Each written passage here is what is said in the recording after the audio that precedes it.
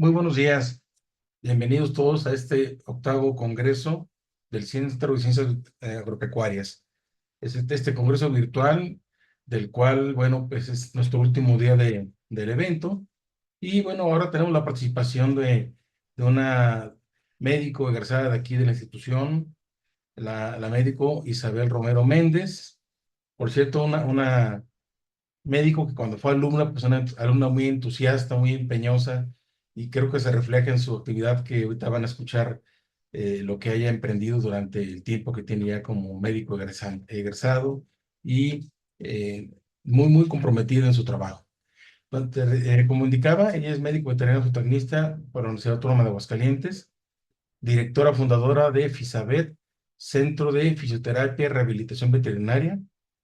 Es miembro del directorio nacional Anfisiobet y socio de Anfisiobet, ponente en el Congreso Veterinario de León, Sala Anfisiobet, edición 2023 y 2024, diplomado en fisioterapia y rehabilitación animal por INVETCOM, diplomado de acupuntura veterinaria por INVETCOM, diplomado en medicina interna y diagnóstico en mascotas no convencionales por INFAC, certificación en láser clase cuarto y electroterapia en pequeñas especies por el CECI, taller en neurología aplicada a rehabilitación Global VET, taller de ejercicios terapéuticos hidroterapia por Global VET, taller de ultrasonografía de tejidos blandos por Anfisiobet y máster veterinario, taller de terapia manual de Anfisiobet, taller de laserterapia en mascotas no convencionales por equipos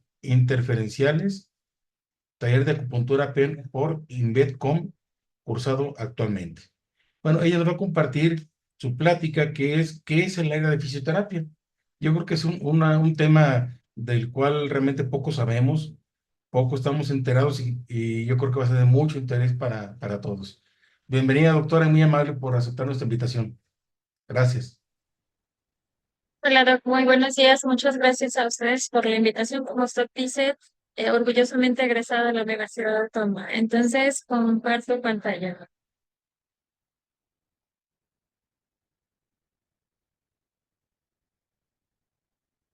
¿Ven bien ahí todo? Sí, se ve bien.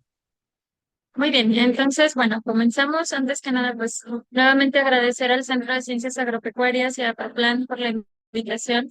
Espero que les sea de mucho provecho. Como dice el doctor, pues no muchas personas aún en el gremio saben de qué se trata esta área y pues el objetivo es que vean todo lo que hacemos en esta área. Entonces, doy inicio. Ya me presentó el doc, entonces me voy a saltar esta pantallita. Bueno, primeramente tenemos que conocer de dónde viene la palabra fisioterapia y rehabilitación. Vienen del griego y del latín. Fisis significa naturaleza y cuerpo. Terapia se refiere a curar, servir y rehabilitar a regresar al estado anterior. Entonces, como el nombre lo dice, básicamente la fisioterapia se encarga de regresar al estado anterior de salud posible a los pacientes generalmente con problemas ortopédicos, neurológicos y pues también trabajamos con todos estos en el dolor.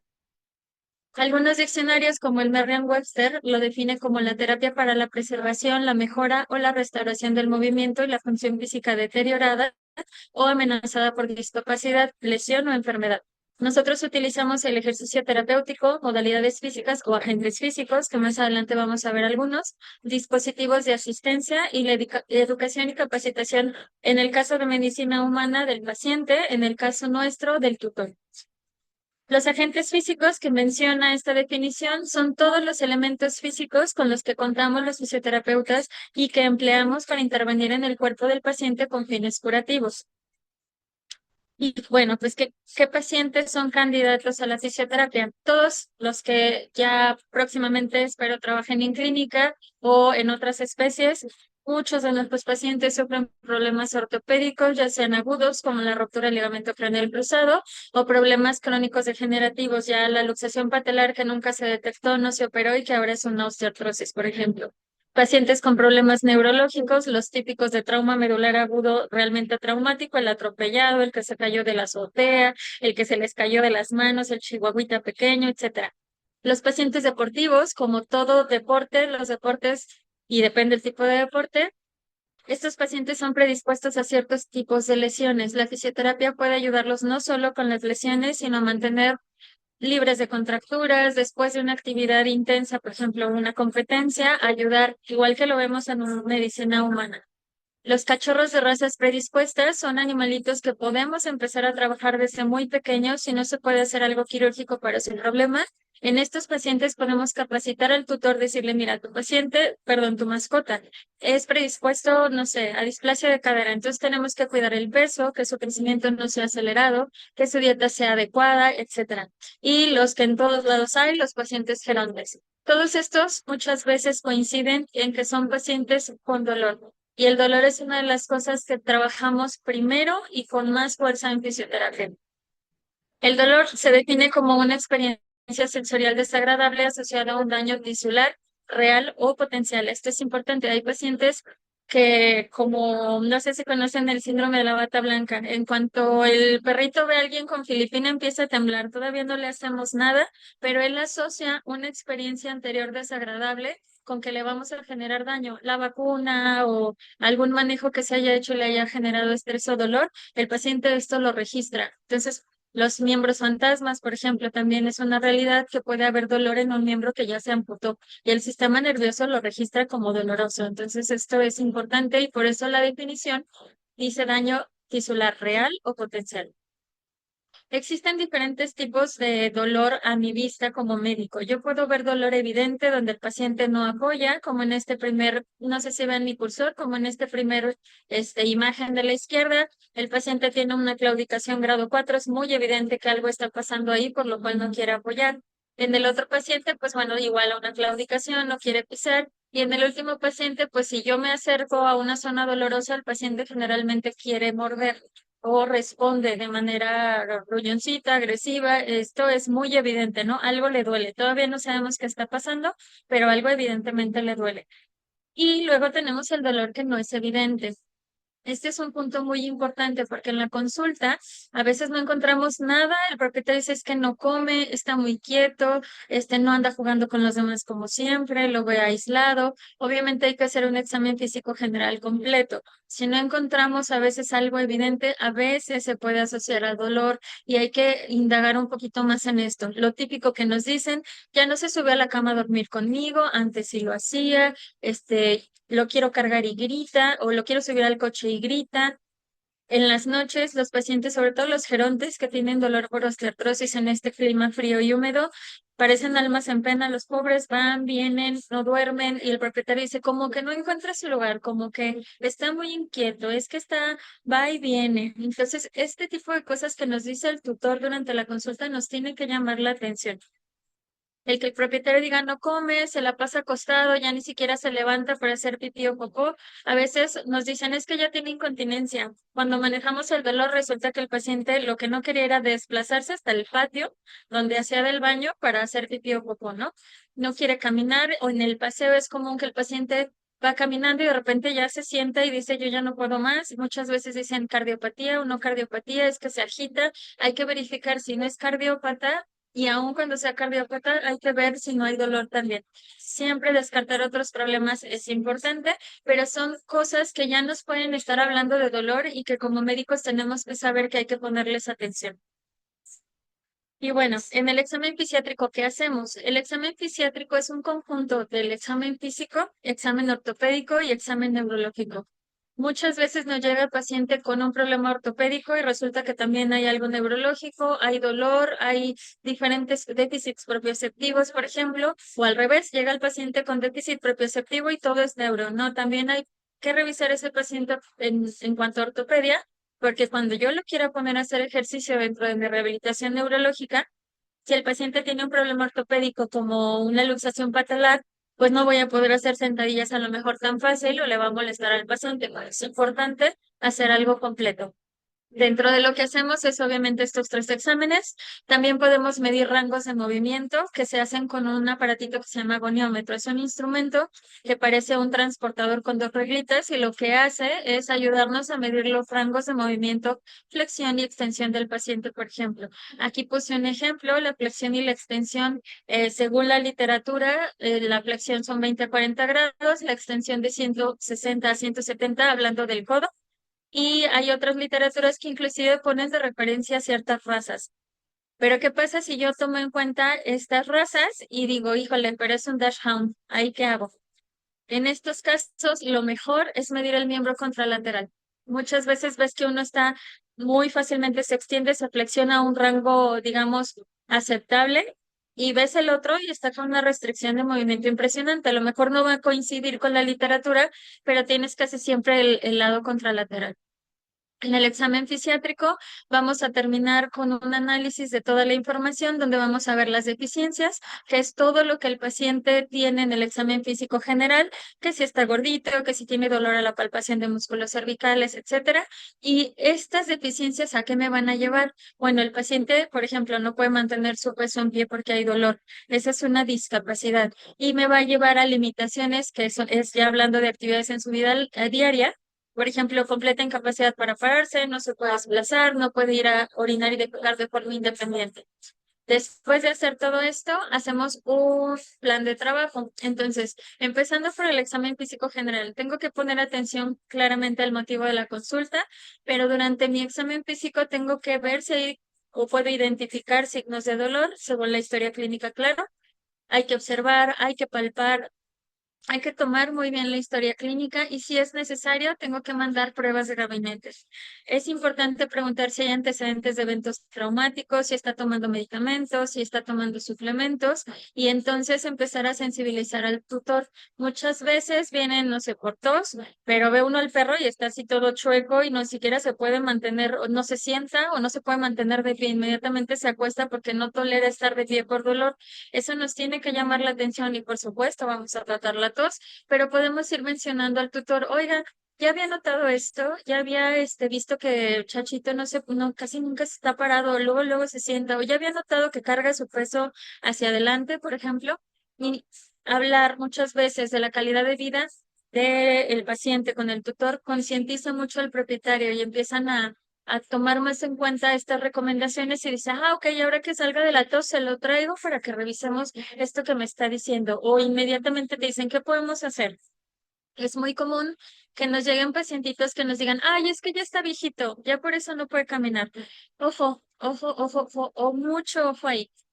La vejez nunca va a ser una enfermedad, es una etapa fisiológica del paciente y no porque esté viejo es normal que no pueda caminar. Sí es frecuente que tengan problemas ortopédicos, sí, y eso es otra historia, pero jamás va a ser normal y el dolor crónico se considera ya una enfermedad, ¿vale? Entonces eso es muy importante. Ahora, el examen ortopédico completo. Tengo que palpar a todo mi paciente. Si el propietario viene y me dice, es que se cayó y le duele la pata derecha, yo no solo voy a revisar la pata derecha, voy a revisar a todo el paciente, porque a lo mejor la pata derecha le duele porque está sobrecargando y realmente la lastimada que lleva tiempo, que es crónico, es la otra.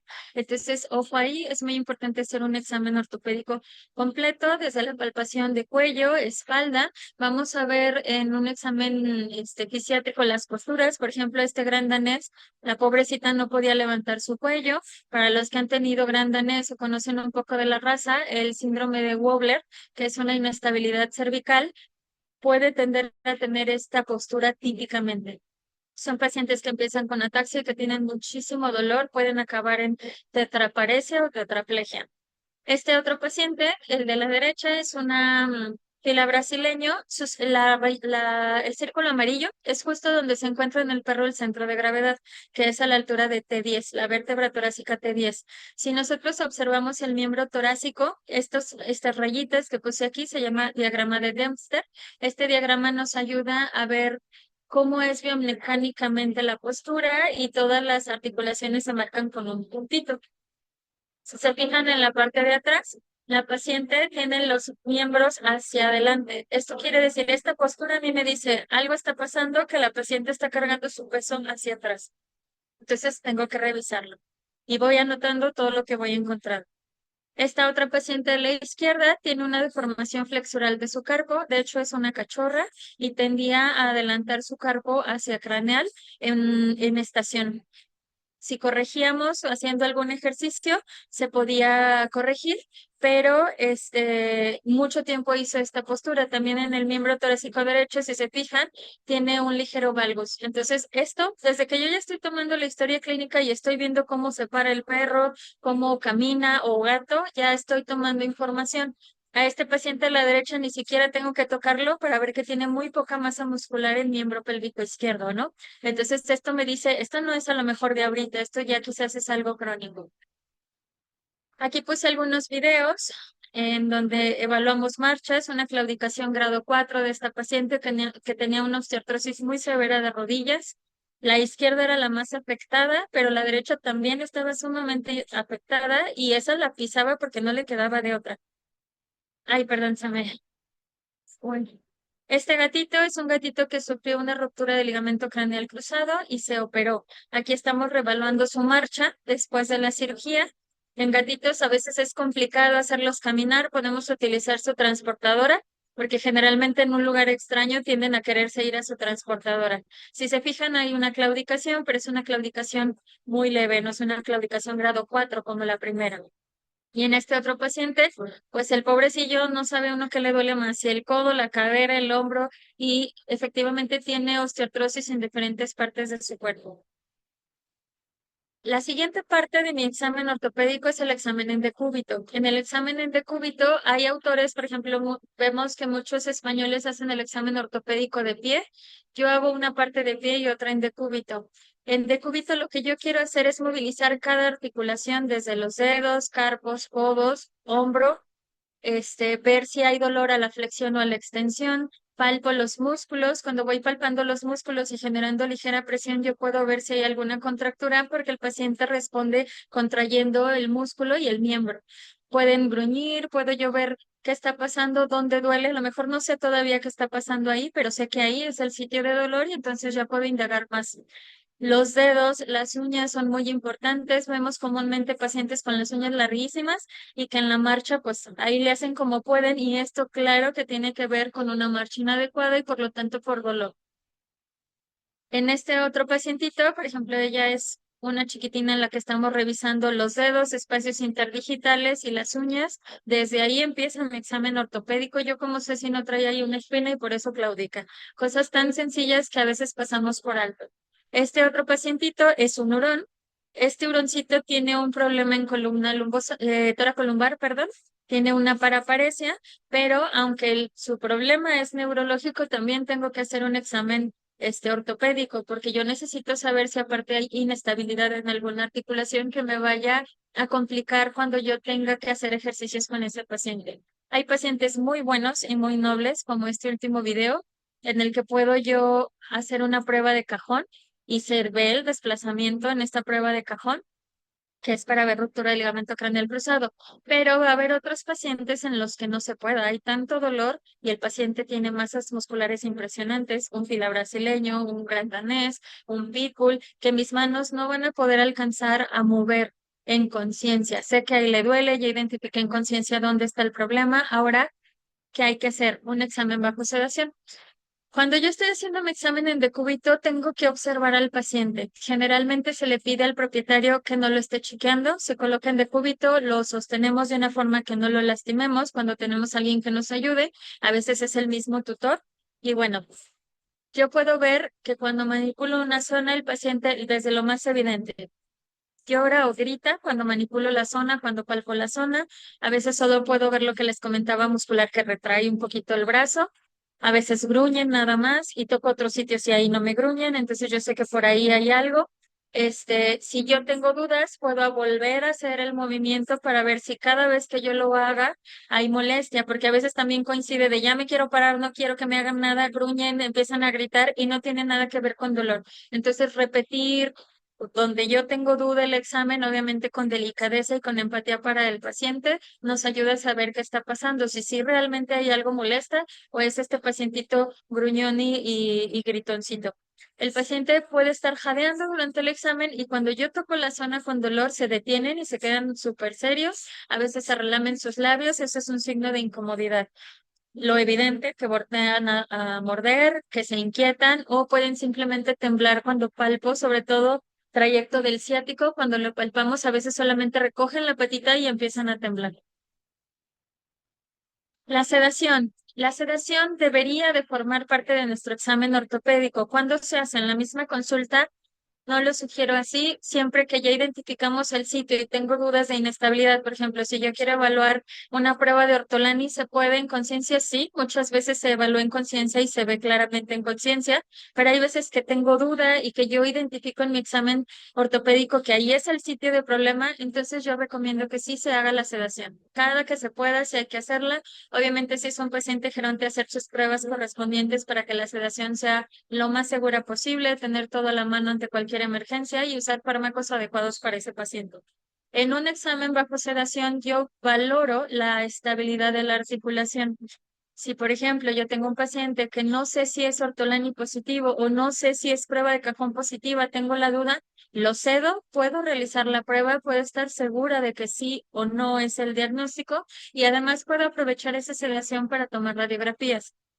Las radiografías como la de la izquierda, que son para medir el ángulo que sale en la cabeza del fémur del acetábulo, ángulo de Norbeck se llama.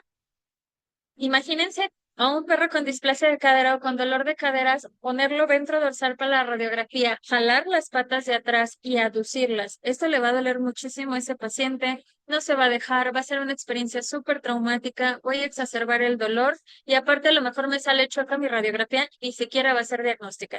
Entonces, para hacer una buena radiografía, voy a aprovechar mi examen bajo sedación y programo en ese mismo ratito la radiografía para que me sirva y para que sea algo diagnóstico que no solo me va a servir a mí como médico, sino obviamente al paciente porque voy a poder dar un buen diagnóstico. Ahora, termino mi examen ortopédico. También hay que hacer un examen neurológico. Muchas veces no nos alcanza el tiempo. La valoración de fisio sí es muy larga. A veces nos llevamos hasta hora y media entre el examen físico y explicar todo lo que hay que hacer con el propietario. Y casi siempre los que vemos son de columna, pero hay veces que no. Entonces, aunque me digan es que se lastimó porque se cayó de la escalera, yo también tengo que hacer un examen neurológico central. Reflejos miotáticos, tengo que evaluar también la marcha en un paciente que está con problema neurológico. Este pacientito no se mueve y no se puede mover y empezó por un síndrome vestibular. Si se fijan, la cabeza está ladeada hacia el lado derecho, está rotada. El paciente se puede sostener de pie, sí tiene un movimiento voluntario, por lo cual no es paresia ni plegia. Puede sostener su peso, pero es incoordinado, no es capaz de coordinar sus movimientos, tiene déficit propioceptivos. Este paciente aparte tenía signos centrales, tenía parálisis facial, tenía nistagmos, tenía varias cosas que indicaban algo central. Desafortunadamente no se le quisieron hacer estudios, el animalito fue progresando, ya cuando nosotros lo revisamos indicamos resonancia, pruebas más avanzadas y optaron por la eutanasia, pero es un ejemplo de un paciente que podríamos creer muchas veces, no mueve las patas, es columna y vaya a fisio, no, hay que evaluarlo completo. Esta es otra pacientita que sufrió un evento cerebrovascular, en este caso estábamos evaluando la propiocepción. Es esta misma paciente, se llama Vaquita. Vaquita tuvo un evento cerebrovascular, tenía una especie de mioclonías, nistagmos que se ven ahí en ese video, horizontales. Los horizontales no necesariamente son signos centrales. El nistagmo vertical ese sí te confirma un signo central o central.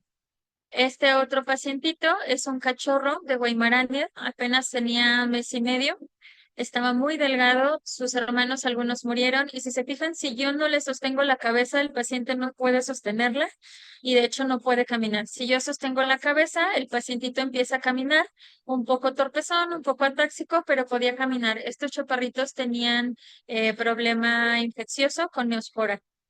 Y este otro paciente de la derecha y que tiene una herida y se lame y se lame y se lame. ¿Cuántas veces no hemos escuchado eso en la consulta? Pues resulta que este paciente tenía una lesión lumbosacra que le generaba dolor neurálgico y él solito se hizo esto, o sea, literal se arrancó el pedazo. Pero esto es por dolor neurálgico, que se tiene que tratar tanto farmacológicamente como fisiátricamente y ver obviamente si hay alguna oportunidad de algo quirúrgico o no. Y esta otra pacientita es una pacientita que valoré hace algunos días, se llama Caramelo. Observen que también tiene déficit propioceptivos, pero ella siente perfectamente. Yo toco las patas y me quiere morder. Cuando hay un problema de tipo compresión medular, lo principal que se pierde es la sensibilidad. Esta paciente no tenía pérdida de sensibilidad. Su sensibilidad y sus reflejos estaban completamente normales, por lo cual yo sé que esto no es medular, esto no es de columna. Entonces tengo que buscar otros sitios de lesión. Ya que hice todo mi examen neurológico, tengo que neurolocalizar, es decir, ubicar qué está pasando, en dónde está pasando, si está pasando en el cerebro, si está pasando en la médula o está pasando en la unión neuromuscular, como en la última paciente. Cuando hay afecciones de unión neuromuscular, lo que vamos a ver es alteraciones motoras únicamente, pero la sensibilidad está normal. Entonces hay que tener ojo ahí, no todo paciente que no se mueve es de columna. Y bueno, esta tablita es un poquito de recordatorio de lo que podemos encontrar en el examen neurológico en cuanto a postura, marcha, tono muscular y reflejos miotáticos y dónde se neurolocaliza la lesión en base a estos signos clínicos. Finalmente tengo que llevar a un diagnóstico, entonces hay un examen clínico enfocado, orientado a problemas que podemos hacer. En el caso concreto de neuro es muy complicado porque todo puede ser de todos lados. La propiocepción, por ejemplo, puede perderse por un problema central, por un problema periférico, por un problema medular. Entonces, pues no, esa entra dentro de todas las categorías. Si hacemos un acrónimo que se llama vitamina D, podemos agrupar las enfermedades por grupos inflamatorias, neoplásicas, degenerativas, metabólicas, y vamos a ver aquí que la gravedad tiempo, en la gráfica gravedad tiempo, va a ser muy diferente cómo se comporta en la inflamatoria, que es aguda, en poco tiempo es de alta gravedad, de mucha gravedad, perdón. La degenerativa, pues con el paso del tiempo, es un poquito más de tiempo lo que toma en llegar a una gravedad más avanzada. Las metabólicas se comportan como que si no van bien. Las traumáticas y las vasculares generalmente son de inicio hiperagudo, graves, pero conforme pasa el tiempo van mejorando. Entonces, esto muchas veces me ayuda a saber qué está pasando o hacia dónde orientar mi diagnóstico y hacer mis pruebas. Siempre es importante los estudios complementarios. Lo más cercano muchas veces que tenemos pues es la radiografía y empezamos por ahí. Pues esta radiografía, porque esta radiografía es de un paciente que todavía es cachorro. Esta es la pata buena, digamos. El miembro pélvico contralateral tiene una fractura tipo Salter-Harris, que es aquí en el núcleo de crecimiento, pero teníamos la duda, lo atropellaron, si esto era normal o no. Hay algunos libros como el Coulson que me pueden dar unas radiografías en cachorro y yo puedo compararlas, pero si tengo el miembro contralateral, pues tomo la radiografía del miembro contralateral y comparo. Esto es perfectamente normal y se ve igual en el lado afectado, entonces yo ya sé que a esto no le voy a hacer caso porque es un núcleo de crecimiento y que es normal, ¿sale? Tenemos también los estudios de imagen avanzado, como la resonancia magnética, la del lado derecho y la de abajo. Ahí podemos observar médula muy claramente, si hay compresiones, hernias de disco, etcétera. En la de la derecha tenemos un evento isquémico. Esta es una perrita salchicha, que es de una colega, por cierto, y que tuvo un evento vascular isquémico cerebral. Entonces ella tuvo una hemiparesia porque podía medio deambular, tenía movimiento voluntario, pero era incapaz de coordinar y de poder sostener su peso de todo el lado derecho. También tuvo una parálisis facial del lado derecho. Hay muchas veces que vemos degeneraciones de disco intervertebral asociadas a procesos infecciosos como brucela, entonces es importante descartarlos también. Los hemoparásitos pueden generar problemas, la neospora puede generar problemas neurológicos y si es algo infeccioso, pues claramente primero se tiene que tratar lo infeccioso y a la par podemos trabajar con fisión. Ya que tengo toda la información, de preferencia un diagnóstico, puedo empezar a trabajar. Mi plan de trabajo va por fases. Primero, en la fisioterapia tratamos dolor e inflamación con medicación convencional, medios fisiátricos, ayudando al paciente con cambios de posición y cosas que nos ayuden a disminuir el dolor y mejorar el estado de salud del paciente. Ya que disminuye el dolor y la inflamación, trabajamos movilización, ejercicios guiados, podemos tener una terapia con los aparatos que utilizamos, discos de equilibrio, etcétera. Yo tengo que hacer una movilización siempre de menos a más. Si yo movilizo a un paciente de forma inadecuada o antes de tiempo, puede o que no avancemos o que vayamos para atrás, perdón, y tengamos nuevamente inflamación y dolor y que entonces este sea un círculo vicioso. El tiempo de esta fase varía mucho. Hay pacientes que se llevan 2 semanas, 3, hay pacientes que duran meses en la etapa de movilización porque ya tenían muy poca masa muscular, ya era un paciente con un problema muy crónico, por ejemplo, o se tardaron en atenderlo por X, Y o Z, lo acaban de rescatar, cosas así. En la última fase es la fase de estabilización. Aquí ya tenemos un paciente sin dolor que ya hemos estado movilizando, fortaleciendo. Entonces vamos avanzando en estos ejercicios que ya pusimos en la fase 2. Vamos afinando lo que ya logramos. Por ejemplo, un paciente de neuro que ya camina, ya tiene fuerza, ya hay medio se desplaza, pero todavía no lo hace así como súper bonito. Entonces aquí afinamos la marcha, por ejemplo. Aquí reeducamos marcha para que sea lo más normal posible, biomecánicamente hablando.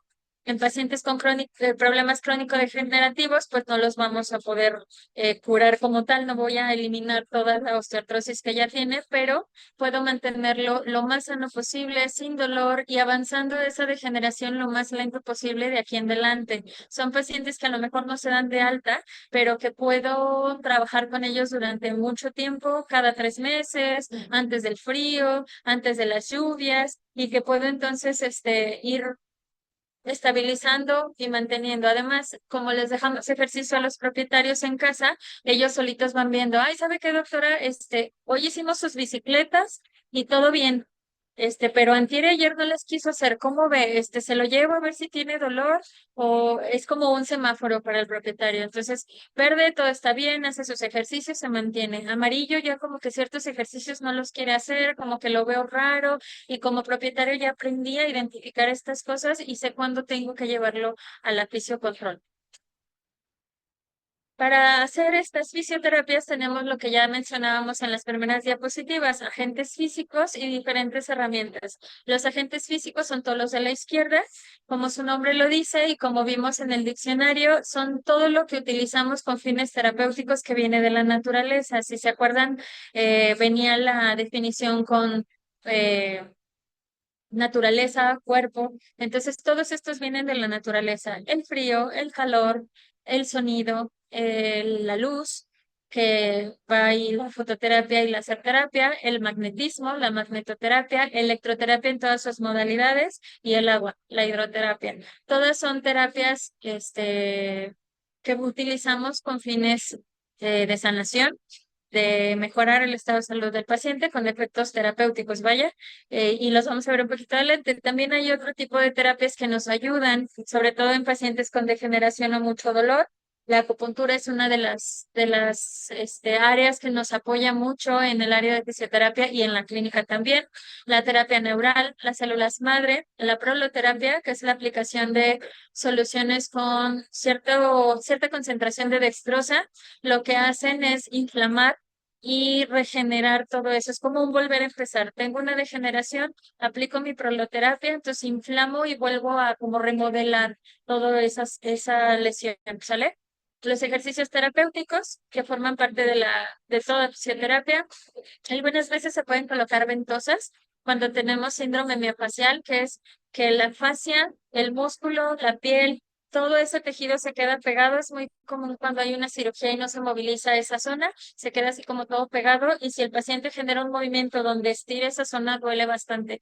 Entonces, las ventosas a veces nos ayudan a ir despegando ese tejido que ya tiene un proceso cicatrizal y está todo fibroso y genera dolor.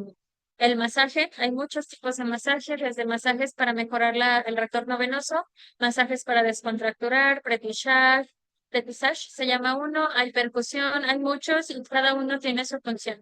Y por último, los movimientos pasivos. Los movimientos pasivos en el paciente que todavía no puedo movilizar, puedo utilizarlos para que la articulación conserve su rango de movimiento y se mantenga lo más sana posible en lo que puedo movilizar a ese paciente.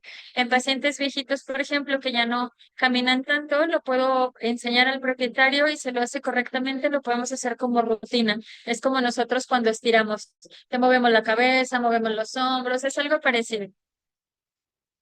Y hablando de agentes físicos, pues bueno, lo más común es frío. Todos en la clínica podemos tener un refrigerante, podemos tener hielos, hacer los pedacitos y aplicarlos. La crioterapia se aplica en inflamación, en procesos agudos, solamente procesos agudos. Se aplica ya sea con hielo, con estos, cool pack, con hay unos geles que también no se congelan, pero se mantienen fríos y estos se pueden aplicar, por ejemplo, en el paciente posquirúrgico de una cirugía ortopédica prácticamente inmediato a su cirugía. Entonces reduce mucho el edema posquirúrgico, reduce la inflamación excesiva y le dan analgesia al paciente. La termoterapia son los famosos costalitos de semillas. No recomiendo los colchones eléctricos, estas camitas eléctricas que generan calor, sobre todo en pacientes que no se pueden mover, pacientes neurológicos, prohibidísimos, los eléctricos, porque es como la historia de la rana que metes al agua y la hierves lento, ¿no? Los podemos quemar muy fácilmente, hay que tener mucho cuidado con estos. Lo mejor son los costalitos de semillas. Cabe mencionar que ellos son más sensibles que nosotros al calor. Entonces, si para mí el costalito está tibio, se lo puedo poner al paciente. La termoterapia nos ayuda porque a nivel local genera relajación del músculo, a nivel central ayuda a liberar endorfinas, entonces también se usa con medios analgésicos y, por ejemplo, es muy importante, por eso puse la imagen de en medio. Un paciente que tiene una contractura cervical siempre tiene que estar apoyado su cuello para yo poner la termoterapia. Si yo de por sí tengo un problema en ese cuello y luego le pongo un costalito de semillas que está pesado, pues estoy sumando problemas, ¿no? Entonces, siempre que esté cómodo, que esté tranquilito, aquí también se ven los electrodos. Este paciente aparte tiene la electroterapia y al mismo tiempo ponemos termoterapia. Relajamos esos músculos con el calor y aparte con la terapia eléctrica. Y este otro pacientito, pues también aquí tiene sus electrodos colocados. El primero está recargado, está tranquilo. Son pacientes que se relajan muchísimo con la terapia y tiene aquí los costalitos de semillas. Pueden ser cualquier tipo de semillas que se puedan calentar en microondas. Yo prefiero el alpizcle porque es más delgadito, es más liviano y no es tan pesado, sobre todo para pacientes chiquitos. Está también el ultrasonido terapéutico, que lo que utiliza son ondas de sonido. Hay un efecto térmico del ultrasonido y hay un efecto mecánico. En el efecto mecánico y térmico es muy común utilizarlo para contracturas, por ejemplo, o para el dolor de rodilla por osteoartrosis. También nos ayuda muchísimo cuando se aplican las articulaciones. Cuando yo tengo un paciente con una masa muscular amplia, puedo aplicarlo directo, como en el caso del paciente de la derecha, pero cuando es una zona irregular, como tiene que coaptar perfectamente el cabezal del ultrasonido, puedo utilizar un guante de nitrilo y agua destilada adentro para que me ayude como medio a transmitir la onda de sonido al paciente. ¿Sale? Siempre en este caso sí se tiene que hacer tricotomía, sí tenemos que rasurar porque el pelo impide el paso del ultrasonido. Para los que hacen ultrasonido diagnóstico, pues sí, luego se batalla. Entonces, en este caso que es con fines terapéuticos, hay que rasurar.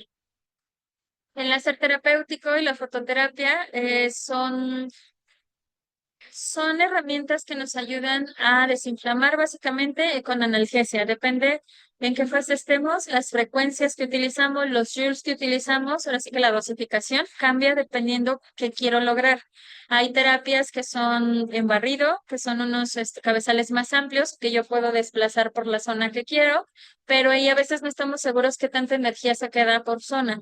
Hay otra técnica que es puntual, como la que vemos en las imágenes y en este videíto. Este pacientito tiene una lesión cervical, él es como una plumita, es una técnica puntual. En estos también es una técnica puntual para vertebral en ambos pacientes.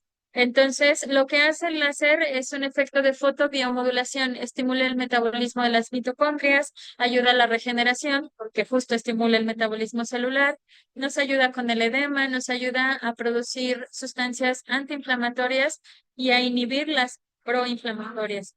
entre muchas otras funciones. También nos ayuda a cicatrización de heridas. En el dolor neurálgico es excelente, se coloca en el trayecto nervioso diferentes puntos. Cuando tenemos un paciente con contracturas también nos ayuda a relajar el músculo. Es una gran herramienta para todo fisiatra.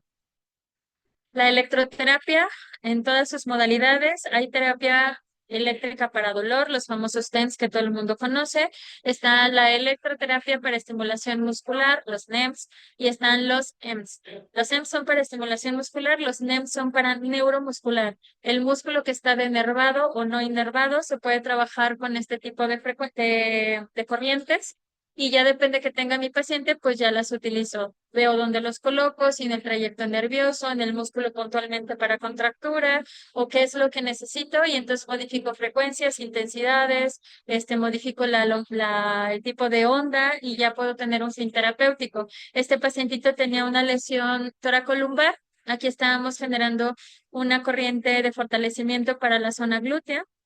Este paciente tenía una lesión cervical, estaba muy contracturado, era una perrita. Este chaparrito sufrió una lesión de carpos y aquí aplicamos una corriente que se llama interferencial. La corriente interferencial, como el nombre lo dice, hace interferencia y el sitio medio entre la colocación de los electrodos es el sitio donde yo brindo analgesia, es una corriente analgésica. Es muy común, por ejemplo, en rodilla, en codo, donde no puedo poner el electrodo ahí porque ahí está la patela, no tengo músculo que estimular, entonces lo pongo arriba y abajo del sitio de mi lesión y entonces tengo un efecto analgésico donde yo necesito que sea el efecto analgésico. Este otro chaparrito se cayó de una escalera, tenía una lesión torácica y estábamos trabajando dolor en la zona cérvico-torácica. Esta otra paciente, displasia de codo y de cadera, estábamos trabajando al mismo tiempo codo y cadera, esta chaparrita fue a domicilio. También podemos trabajar con equipos portátiles, son muy, muy útiles y prácticos. La magnetoterapia tiene efecto analgésico, relajante. También se llaman plexas y hay unos que se les llama son como unas cuevitas, como unos arquitos, se llaman selenoides. Esos también se puede colocar al paciente dentro, se quedan casi siempre tranquilos. La realidad es que algunos sí son muy inquietillos, tienen un efecto de sedación, relajación, analgesia.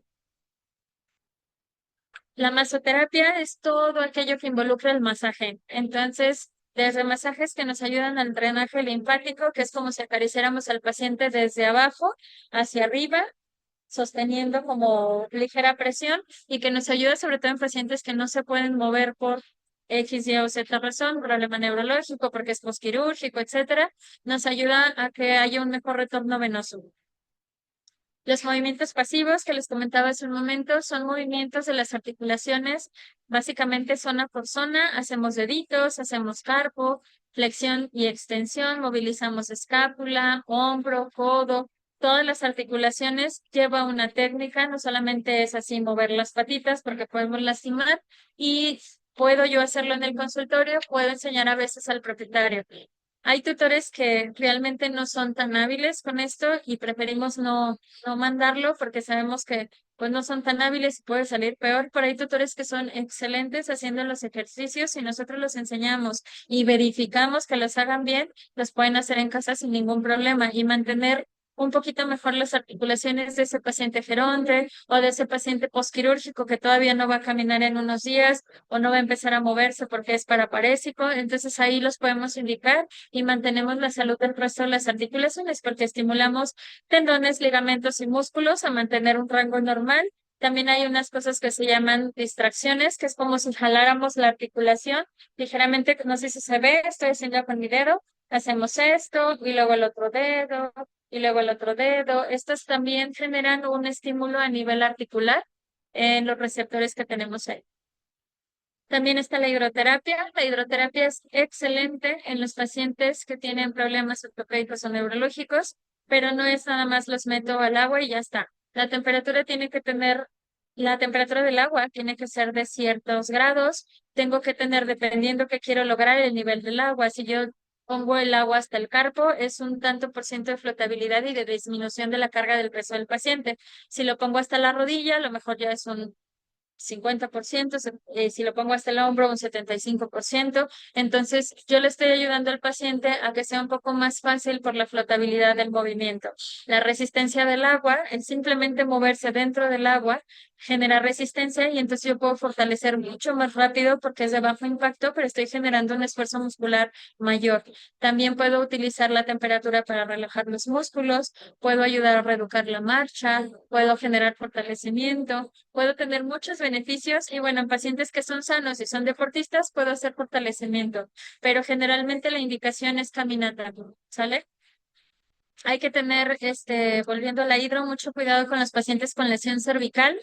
Cuando los sumergimos en agua y no tenemos cuidado, hay que tener como toda una técnica que vea que no pasa nada, que está tocando piso, que poco a poco va subiendo el nivel del agua y generalmente estas, que son las hidrocaminadoras, tienen, el paciente puede ver, tienen vidrio que nos hace que el paciente pueda ver, entonces no genera tanto estrés como sumergirlo en un lugar donde él no ve el fondo y no saben hasta dónde está y empiezan a patalear y se pueden lastimar. Entonces sí hay que hacerlo con mucho cuidado, es excelente, pero se hace con cuidadito.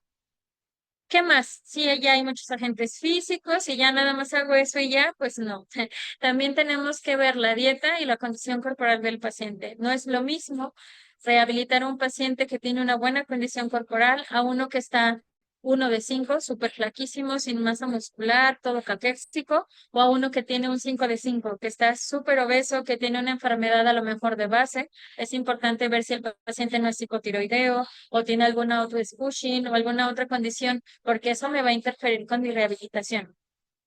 También tengo al paciente que tengo que manejar el ambiente. El perro que sube y baja escaleras, camas, sillones y que aparte tiene una inestabilidad medial del hombro, pues cada que brinca, cada que hay un microimpacto en ese hombro, pues se va afectando esa articulación.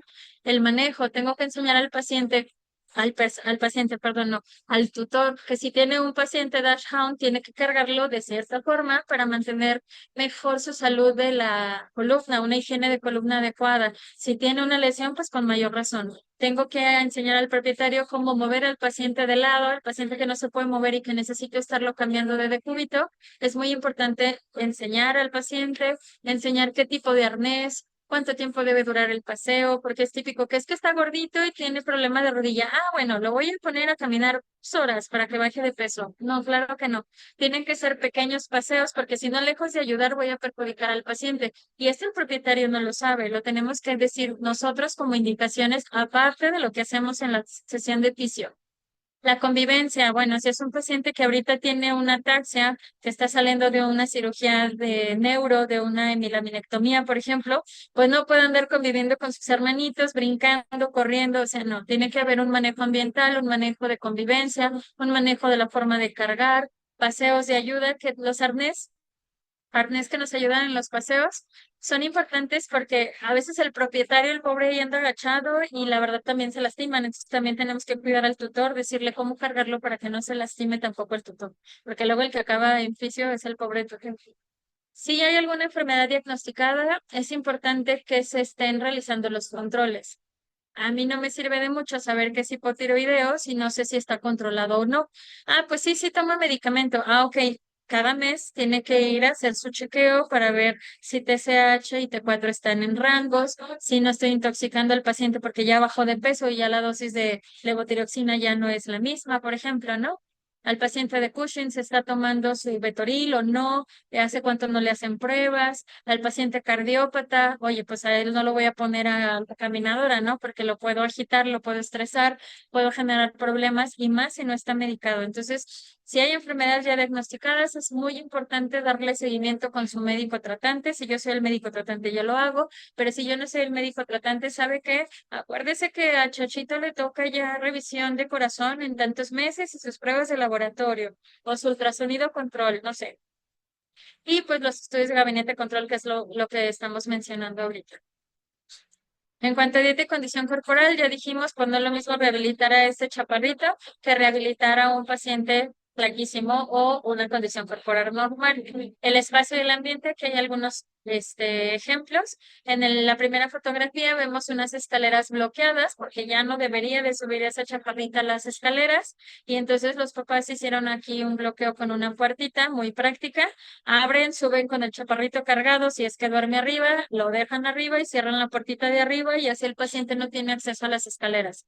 Esta otra paciente del medio fue una paciente posquirúrgica de ligamento craneal cruzado, se le hizo un TTA y a esta paciente le pusieron su fablita con su pastito para hacer pipí y sus tapetes antiderrapantes.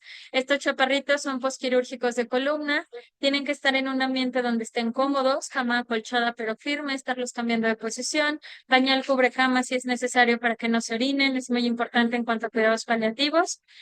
En casa, por ejemplo, esta nena le da miedo atravesar el piso resbaloso y se le pusieron estos tapetes antiderrapantes. En su camita, en su plato de agua y comida también hay un tapete antiderrapante, donde puede salir también al patio a hacer pipí o popó a la izquierda. ¿Sale? El manejo y contención ya lo manejábamos, hay arneses de diferentes tipos, cada paciente a lo mejor es diferente y tengo que ver cuál es el más adecuado para mi paciente, enseñar al propietario a cargar y depositar a su perrito salchicha en el piso hasta que tocan las patitas el piso, etcétera. De cuidados paliativos, hay pacientes con problema neurológico con vejiga neurogénica, perdón. En estos pacientes es importante, muy importante que orinen, entonces puedo enseñarle al tutor, aquí se ve la pipí, cómo vaciar la vejiga si la paciente no lo hace y además poner horarios para vaciar vejiga nos va a ayudar siempre a que no tengamos lo que tenemos en el lado derecho, una quemadura por orina. Ahí estamos aplicando láser. Esa herida estaba hasta acá arriba donde está todo rapado y ya se ha ido reduciendo hasta este poco espacio. Esto se supone que son los testículos, estaban completamente ulcerados al principio. Era un gatito que no podía moverse, una paresia, y se orinaba, se mojaba con la orina y pues básicamente se quemó esa piel con la orina. Las camas son importantes. Nuevamente esta chaparrita que tiene un colchón, una cama tipo colchón, es acolchado, pero es firme. Hay una marca de camas ortopédicas que se llama Ready, son muy buenas también y tienen respaldito para la cabecita, pero son bastante firmes, aunque son acolchaditas. Las camas aguaditas no son a veces lo ideal. Los ejercicios, hay muchos ejercicios, podemos hacer caminadora ya en un paciente a lo mejor que queremos solamente fortalecimiento o que estamos reeducando la marcha. Podemos tener otros pacientes que ya salieron de un problema neurológico, un trauma medular agudo y ya hacen un poquito de coordinación en los cavaletis. Este chaparrito tuvo un problema toracolumbar, aquí ya estamos en la última etapa que es fortalecimiento y mantenimiento. Luego es muy tramposillo y brinca. Debe de hacer una y una. Esta es la chaparrita de la resonancia del evento isquémico. Si recuerdan, dije que tenía una hemiparesia. Aquí la patita derecha todavía batalló un poquitín para coordinar. Entonces estamos generando este tipo de ejercicios para mejorar la coordinación y fuerza. Obligarla básicamente a cagar pata y pata y que no brinque como conejito. Y estos ya son otro tipo de ejercicios con discos de equilibrio, donde trabajo el core, trabajo fuerza. Este balanceo que genera el paciente al subirse al disco ayuda a fortalecer la musculatura tónica. Y aparte, pues coordinación, mucho equilibrio y fuerza. ¿Sale? Tienen unos piquitos estos discos que nos ayudan también a que el paciente siempre reciba un estímulo en sus cojinetes plantares. Entonces ahí hace muchísima fuerza para mantener el equilibrio. Estos otros ejercicios son balanceos, son para el paciente que a lo mejor todavía no puede caminar, pero ya carga un poquito de peso, son para tono muscular, para fibras tipo 1. Esto es la colocación táctil que hacemos en un examen neurológico, pero en algunos pacientes lo podemos hacer como un ejercicio para que empecemos a generar un movimiento reflejo que posteriormente nos ayude con la marcha. Este chiquitín era tetraparésico, no tetrapléjico, él sí no se movía para nada. Aquí ya empezó a generar un poquito de movimiento y estos son otros ejercicios que se llaman bicicletas. Hay muchísimos más, puse así como algo representativo. Aquí utilizamos el reflejo flexor para que el paciente reposicione su patita. Y entonces repito y repito y repito y repito, yo estoy cargando su peso y estoy generando, no jalo hacia atrás, estoy explicando eso al propietario, ni abro la patita. En cuanto termina el otro pie, ahí hago mi estímulo para que haga su reacomodo. Aquí estamos utilizando la neuroplasticidad, que es la capacidad de adaptación del sistema nervioso con movimientos repetitivos. Es como si fuera una memoria del sistema nervioso. Yo le estoy diciendo al sistema nervioso, es así, es así, es así el movimiento. ¿Sale? Y pues ya para terminar, estos son algunos casos clínicos. Esta chaparrita sentía perfectamente todo, era capaz de sentir, de hecho era muy enojoncita cuando le agarrábamos las patas, pero no podía generar movimientos voluntarios. Ella tenía una enfermedad de una neurovascular, una polirreticuloneuritis.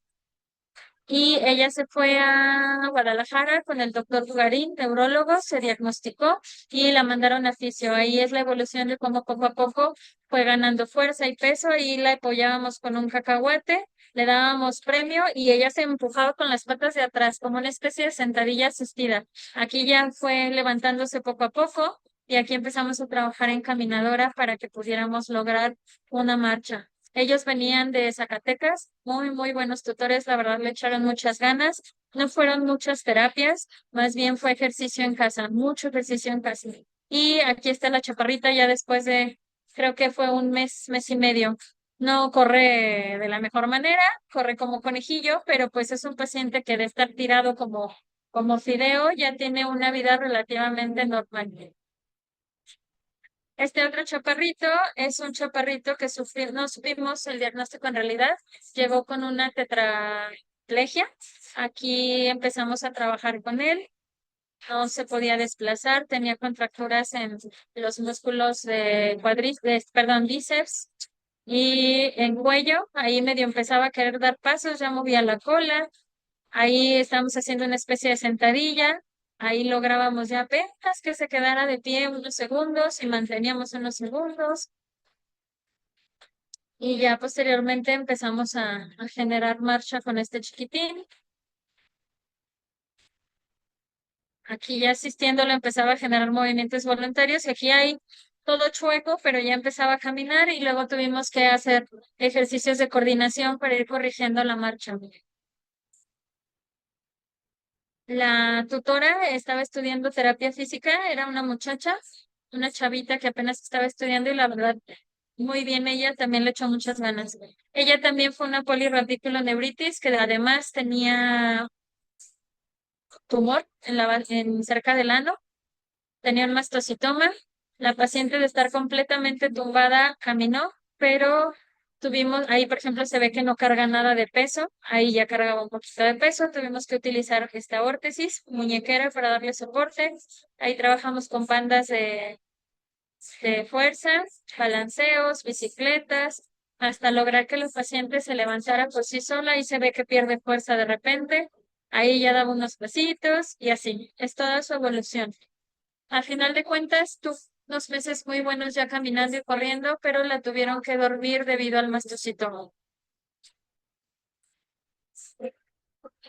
Esta chaparrita fue trauma medular agudo, una hernia discal, se le hizo resonancia, trabajamos con ella un mes y tuvo una evolución muy buena y estamos haciendo los balanceos, trabajando equilibrio, le hicimos una órtesis casera para la propiocepción,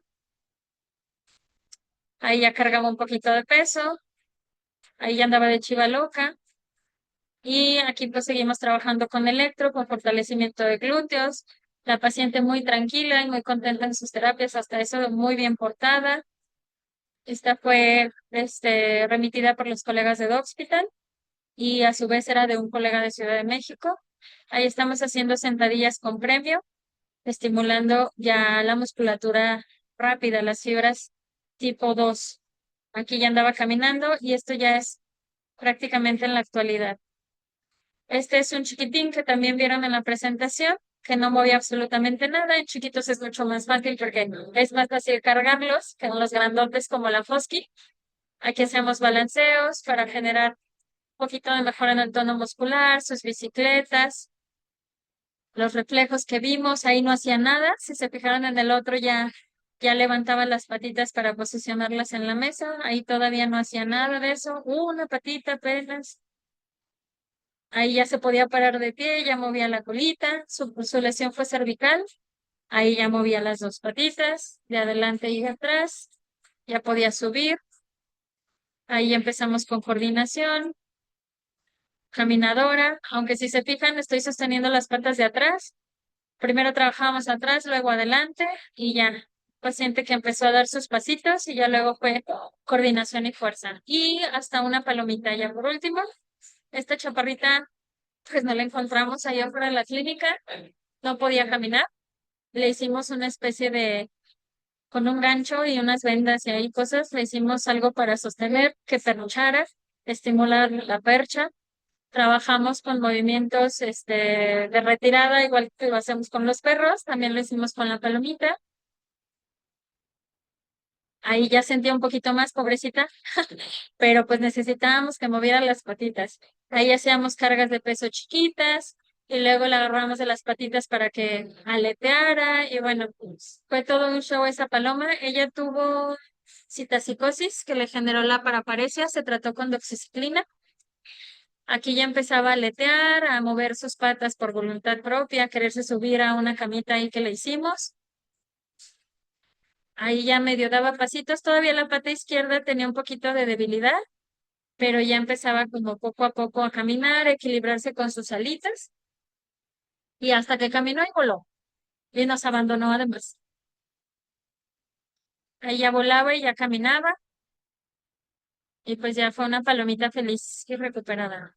Entonces aplica a muchas especies la rehabilitación, no solamente a perros y gatos, obviamente hay que conocer la especie y hay que trabajar en base al conocimiento de la especie. Por mi parte, pues sería todo. Nuevamente, gracias por la invitación a la universidad, a Proplan y a los asistentes. Muchas gracias, doctora. A nombre del maestro Segura que tuvo que salir de Ahí lo escucho. emergencia. ¿Ya me escucha? Lo escucho. ¿Se escucha?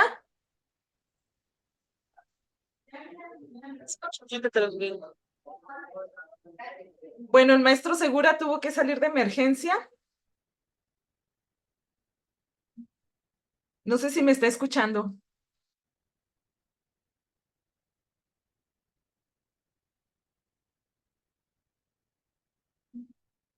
Y vamos a pasar a la sesión de preguntas, doctora Isabel.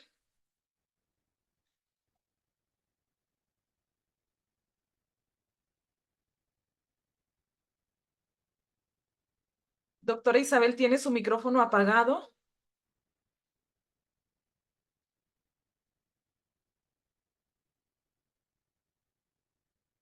Vamos a proceder a las preguntas que nos han hecho favor de compartirnos las personas que se conectaron a esta plática tan interesante sobre las cuestiones de fisioterapia. Y bueno, vamos a comenzar. Aquí hay una pregunta, doctora,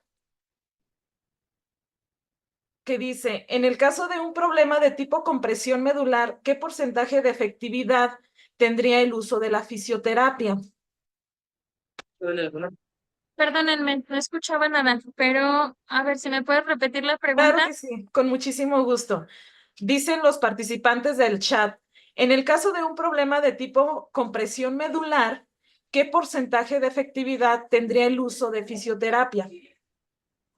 Pues les puedo decir que de la mayoría de los pacientes que tengo es raro el que no evoluciona. Cuando no evolucionan es porque la compresión es tan severa que han perdido sensibilidad completamente. Aunque no haya un movimiento voluntario, si el paciente tiene sensibilidad, tiene mucha posibilidad. Claro que nada como la resonancia, saber qué porcentaje hay de compresión, ver si vale la pena algo quirúrgico o no, pero en pacientes conservadores les va muy bien. De veras es un porcentaje, yo creo que del 80% de los pacientes. Claro que hay que platicar con el tutor. Si el tutor está dispuesto, no solo a llevarlo a terapia, sino a hacer todos los cuidados paliativos y ejercicios en casa, pues adelante. Hay de veras tutores que no van tan seguido porque pues también es un gasto a veces para ellos, pero que le echan los kilos en casa y salen adelante los pacientes. Entonces, es un porcentaje realmente alto. Sí, así es. Continuamos con las preguntas, doctora. Por aquí nos preguntan, en caso de displasia de cadera, ¿hay algún tipo de terapia para prevenirlo, sobre todo en pastor alemán? Sí, claro. Lo primero es, si ya es Si es cachorro todavía, existe la opción quirúrgica. Por ejemplo, la simfisiodesis púbica juvenil es una cirugía que se realiza cerrando el núcleo de crecimiento de pubis. Y lo que hacemos al cerrar el núcleo de crecimiento es que el acetábulo rote y cubra un poquito más la cabeza del fémur. Entonces, esa es una cirugía correctiva. Si es un cachorro todavía que es raza predispuesta, se recomienda que se haga un ortopédico más o menos a los 5 meses para saber, una, si tiene el problema y segunda, si es candidato quirúrgico. También están las dobles o triples osteotomías. Si ya no es cachorro, hay que ver el grado de displasia primeramente para ver qué sería lo más recomendable para ese paciente. Pero sí, el ejercicio sobre todo adecuado, el peso adecuado, el que tengan una dieta adecuada también. Ayuda muchísimo a estos pacientes. Tengo un paciente pastor belga que desde los 6 meses se detectó una displasia, pero era una displasia muy severa, no era ni siquiera quirúrgico. Aunque cambiáramos la angulación, doble, triple osteotomía o simfisiodesis, no iba a cambiar. Básicamente la cadera estaba acá y el acetábulo acá, ¿no? Entonces era muy severa. Se propuso un reemplazo total de la cadera, pero pues sí era remitirlos a Ciudad de México, al Hospital Bruselas. El propietario pues checó, más o menos hizo números, era muy caro. El paciente ahorita tiene 2 años y tú lo ves, hace ejercicio, corre, brinca, es súper, súper feliz. Sí tiene una degeneración, la va a tener, pero saben ellos que a final de cuentas se puede hacer paliativos, se pueden aplicar en algún momento células madre intraarticulares, se puede aplicar librela para controlar el dolor, pero cuando ya sea necesario. El librela es una excelente herramienta, pero tiene sus cuidados. Si yo pongo librela para quitar el dolor a un paciente que tiene una degeneración impresionante y el paciente, como no le duele, se siente Superman, sube, baja, corre y encima me lo dejan ir a subir al cerro, etcétera, pues al rato ya no va a haber ni librela ni fisio que le ayude. Entonces, sí, todo va muy de la mano con el cuidado en casa, todo lo que decíamos que esa parte del fisio, peso, condroprotectores, ejercicio adecuado, sí deben de tener un ejercicio, pero que sea adecuado y guiado. Sí. Muy bien, doctora, muy interesante. Por aquí una duda, bueno, ya que tocó ahorita el aspecto de las cuestiones que se tienen que considerar, nos dicen por aquí, ¿qué sugerencia tendría en animales que presentan obesidad al momento de sugerir fisioterapia? Ok, ahí va de la mano. Empezamos con fisioterapia porque hay que controlar el dolor y la inflamación y al mismo tiempo necesito una dieta. Por Ajá. ejemplo, el OM de Proplan, está Hills, está Royal con alimentos de prescripción para bajar de peso. Muchas veces en pacientes con osteoartrosis y obesidad les mandan los que son para protección articular. Ahí mi recomendación es, por mucha fisio, por mucho condroprotector y por mucho, si no bajas de peso vas a perder la batalla. Entonces, para mí la base es la dieta y conforme vaya avanzando en la fisio, comenzar con ejercicio. Pero ejercicio de entrada, si hay dolor, no va a tener una marcha adecuada, se me va a contracturar de otros lados, va a sobrecargar hacia otro lado que no debe. Entonces, la dieta, la verdad, la dieta, la fisio y en su etapa que deba de ser la movilización adecuada. Muy bien, doctora, muchas gracias. Tenemos muy buena participación de parte del público, bastantes preguntas. Por cuestión de tiempo, pues no las vamos a poder atender todas. También tenemos felicitaciones por su ponencia de parte del Gracias. decano, del doctor Luis Fernando, de parte de participantes de aquí del chat, de alumnos del Centro de Ciencias Agropecuarias, de maestros que Gracias. también estuvieron escuchando esta excelente plática, doctora. Muchas felicidades. Vamos a un par de preguntas más. Muy bien. Dice, ¿qué pronóstico podemos esperar para que presenten lesiones protrusivas que no generan un daño medular compresivo cuando los Ok, pacientes presentan este tipo de lesiones? ok. Si todavía no tengo algo compresivo, pero existe, o sea, en teoría para saber si existe una compresión ya existe una resonancia. Ah, Entonces, si ya existe una resonancia y ves el porcentaje, si ya ves, por ejemplo, atenuación, que significaría que hay degeneración, pero todavía no hay una protusión, hay que igual hacer algo, una buena dieta, condroprotectores, porque al final de cuentas también van a dar al cartílago y a las vértebras y a la articulación facetaria, entonces condroprotectores sí se pueden utilizar, fortalecer el core, por ejemplo, si tú fortaleces abdomen, oblicuos y espalda, tu probabilidad de que haya una protusión discal es menor. ¿Qué tanto? Pues no lo sé, depende de la degeneración. Si hay un proceso infeccioso, por ejemplo, tengo que saberlo. Si no hay un déficit neurológico, porque todavía no hay compresión, pero a lo mejor hay un signo de raíz nerviosa, hay dolor por radiculopatía, Ajá. entonces, fisio, o sea, puedes trabajar con fisio, reposo, obviamente al principio, una vez que eso se desinflama y todo, empiezas a movilizar las mismas Ok. etapas que platiqué. Si todavía no hay una compresión, en teoría no tiene signos clínicos, entonces sería como difícil saberla antes de que dé signos clínicos. Si es un paciente predispuesto y le quieren hacer resonancia para ver si hay algo, pues órale, qué bueno sería que todos hicieran eso, pero la realidad es que no todos lo hacen. Así es. Doctora, y bueno, ya por último, aquí nos preguntan en el chat, ¿cuáles son los desafíos de incorporar inteligencia artificial en los tratamientos de fisioterapia animal? Muy buena pregunta. Sí. Yo creo que el desafío principal sería la humanidad. O sea, realmente por muy establecido que tengas un protocolo o muy buen protocolo que te pueda generar la inteligencia artificial siempre va a ser una sugerencia. La realidad es que el paciente no va a hacer lo que uno quiere. Y de hecho, muchas veces tú tienes tu plan terapéutico así súper adaptado y ándale, que el paciente no coopera y le pones el arnés y no camina. Y entonces ahí anda el propietario cargando al perro ahí medio haciendo cosas porque tú te tienes que adaptar al paciente y eso no lo va a hacer la inteligencia artificial. Te puede ayudar, yo creo, en generar un análisis biomecánico, que creo que eso es excelente. De hecho, sí hay unos marcadores que se colocan en las articulaciones. Tú pones a caminar al paciente en una banda y te generan un análisis de la biomecánica.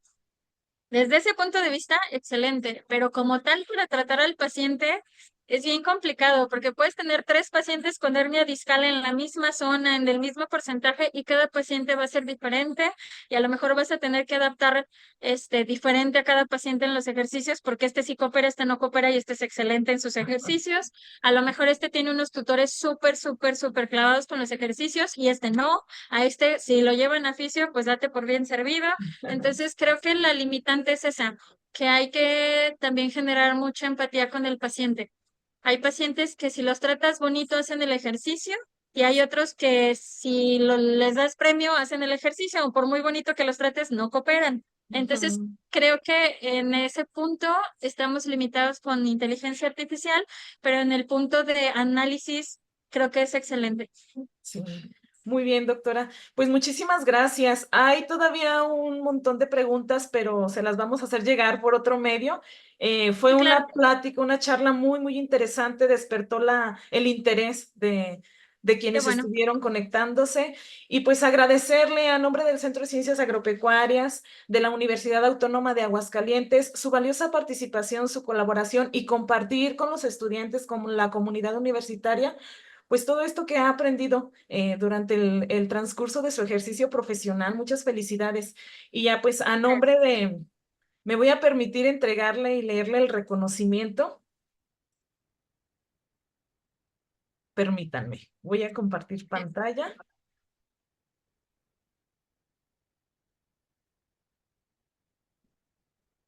Ok, listo.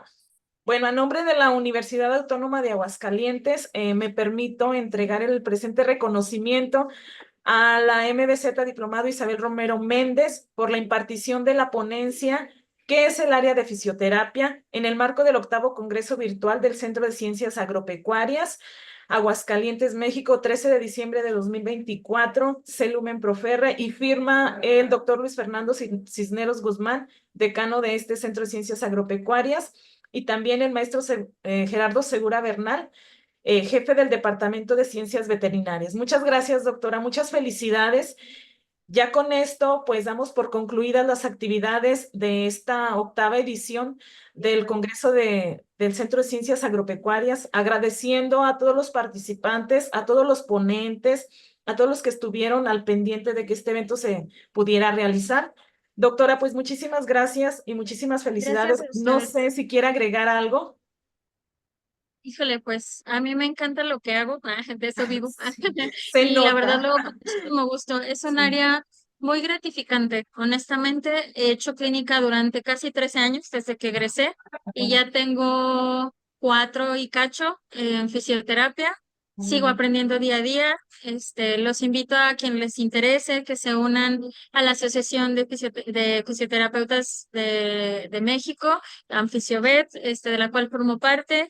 Hoy, de hecho, es la cena anual de la asociación. Para los que les interesa, con mucho gusto los contacto, para que puedan, pues, nutrirse un poquito más del área y sobre todo si les interesa, con gusto, ahí puse, los QRs de redes sociales y con mucho gusto, me da mucho gusto, pues, la invitación, ver a mis profes, escuchar que aquí andan mis profes oyéndome, pues, me trae muchos recuerdos y con mucho cariño recuerdo la posta y todo, ¿no? Muy bien, muchas Y muchas gracias, gracias doctora. finalmente a todos.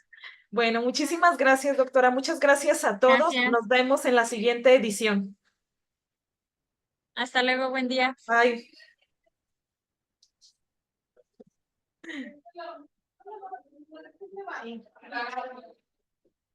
Dejar de compartir.